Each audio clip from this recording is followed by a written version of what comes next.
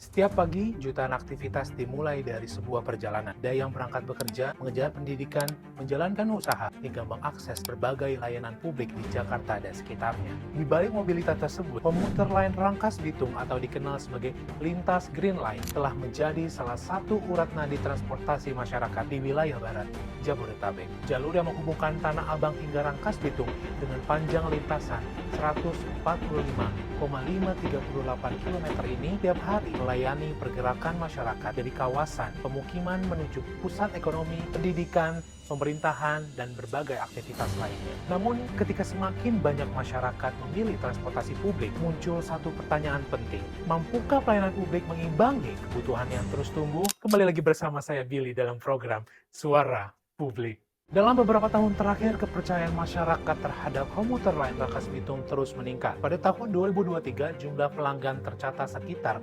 62 juta perjalanan. Pada tahun 2024, kembali naik menjadi hampir 70 juta perjalanan, lalu sepanjang tahun 2025 mencapai lebih dari 77 juta perjalanan. Bahkan, dalam 5 bulan pertama tahun 2026 saja, jumlah pelanggan telah menembus angka 33 juta perjalanan. Data ini menunjukkan bahwa transportasi publik semakin dipercaya dan semakin menjadi pilihan utama masyarakat dalam menjalankan aktivitas sehari-harinya. Namun keberhasilan tersebut sekaligus menghadirkan tantangan baru bagi penyedia layanan. Tingginya minat masyarakat menggunakan komuter lain membuat kapasitas layanan semakin teruji. Tingkat okupansi Rangkas Bitung Line saat ini mencapai 161%. Angka tersebut lebih tinggi dibandingkan Bekasi Cikarang Line yang berada pada 140% dan Bogor Line sebesar 130%. Artinya, pada waktu-waktu tertentu, jumlah pengguna jauh melampaui kapasitas ideal yang tersedia. Kondisi ini tentunya berpotensi memengaruhi kenyamanan perjalanan, kepadatan penumpang, serta kualitas pelayanan yang diterima oleh masyarakat. Dengan kata lain, keberhasilan menarik pengguna baru harus diimbangi dengan peningkatan kapasitas layanan yang memadai. Menjawab tantangan tersebut, KAI bersama Direktorat Jenderal Perkeretaapian Kementerian Perhubungan mulai menyiapkan peningkatan kapasitas layanan secara bertahap. Salah satunya melalui pembangunan 11 gardu traksi untuk memperkuat sistem kelistrikan pada lintas Rangkas Bitung. Penguatan sistem ini diperlukan agar operasional rangkaian 12 kereta atau SF12 dapat dijalankan secara optimal. Selain itu, modernisasi sistem persinyalan juga dilakukan untuk mendukung frekuensi perjalanan yang lebih rapat, mengurangi waktu tunggu, serta membuka peluang peningkatan kapasitas layanan pada masa mendatang. Langkah ini tentunya juga menunjukkan bahwa peningkatan pelayanan publik tidak hanya dilihat dari jumlah kereta yang beroperasi saja, tapi juga dari kesiapan infrastruktur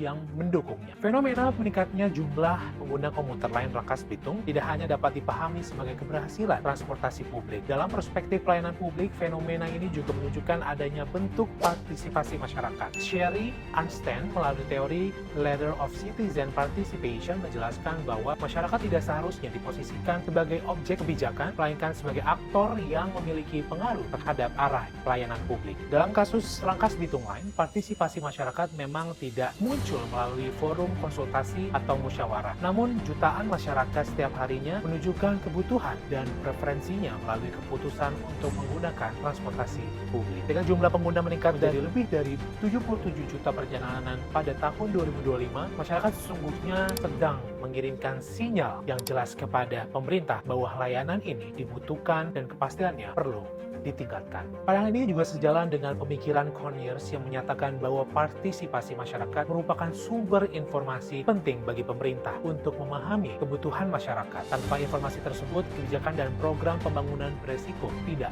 tepat sasaran. Dalam konteks ini, data pengguna bukan hanya sekedar statistik, melainkan data tersebut merupakan bentuk umpan balik publik yang membantu pemerintah menentukan arah pengembangan pelayanan. Kasus pada Rangkas Bitung Line menunjukkan bahwa pelayanan publik yang berhasil tidak hanya diukur dari banyaknya pengguna, tetapi dari kemampuan pemerintah merespon kebutuhan masyarakat yang terus berkembang. Pembangunan gardu traksi, modernisasi persinyalan, dan peningkatan kapasitas kereta bukan hanya sekedar proyek infrastruktur saja. Langkah tersebut merupakan respon terhadap aspirasi masyarakat yang tercermin melalui perilaku penggunaan layanan publik setiap harinya. Karena pada akhirnya masyarakat bukan hanya pengguna layanan publik, karena masyarakat adalah mitra yang turut menentukan arah pelayanan publik itu sendiri. Ketika jutaan masyarakat memilih transportasi publik sebagai bagian dari hidup mereka, pertanyaannya bukan lagi apakah layanan itu dibutuhkan, tapi seberapa cepat pelayanan publik mampu tumbuh mengikuti kebutuhan masyarakat yang terus bergerak maju. Share pandangan kalian terkait isu ini di kolom komentar di bawah ini ya.